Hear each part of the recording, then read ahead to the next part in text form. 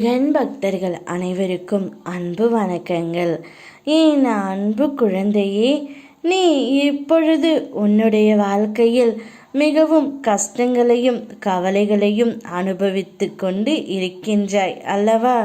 நீ விரும்பியவர், நீ நேசித்தவர் உன் அன்பை புரிந்து கொள்ளாமல் இருக்கிறார் அல்லவா? கவலைப்படாதே செல்லமே, உன் அன்பை நான் அவர்களுக்கு புரிய வைக்கின்றேன். எந்த உறவாக இருந்தாலும் நீ உண்மையான பாசம் வைத்து விடுகின்றாய்.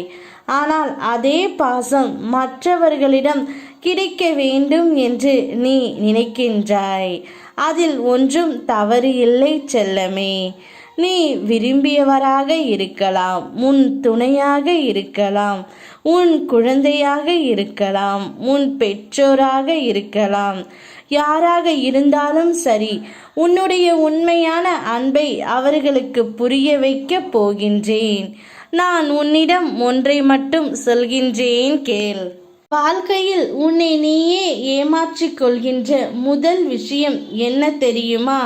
நீ பாசம் வைத்த அனைவரும் உன் மீது பாசம் வைத்திருக்கிறார்கள் என்று கற்பனை செய்வதுதான். ஏனென்றால் அது எனக்கே நடக்காத ஒன்று. தாராளமாக நீ பிறர் மீது அன்பு வை, அதை திரும்ப ஒரு நாளும் எதிர்பார்க்காதே. வாழ்க்கையில் நீ யாரை வேண்டுமானாலும் நேசி, ஆனால் அதே அளவிற்கு உன்னையே நேசிக்க வேண்டும் என்று ஏங்கி தவித்து கொண்டு இருக்கின்றாய் அல்லவா? அந்த வாய்ப்பை உனக்கு உன் அப்பா நான் தரப்போகின்றேன். நீ மகிழ்ச்சியாக இருக்கக்கூடிய காலகட்டம் இது. நீ நேசிப்பவர்கள் யாராக இருந்தாலும் உன்னுடைய உண்மையான அன்பை அவர்களுக்கு நான் புரிய வைப்பேன். உன்னுடைய அன்பின் ஆழத்தை நான் அவர்களுக்கு எடுத்து உரைக்கப் போகின்றேன் தங்கமே. உன்னை தேடி அவர்களையே ஓடிவர செய்ய போகின்றேன்.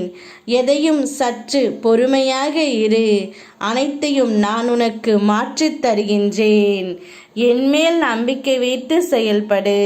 யாம் இருக்க பயமேன். ஓம் முருகா.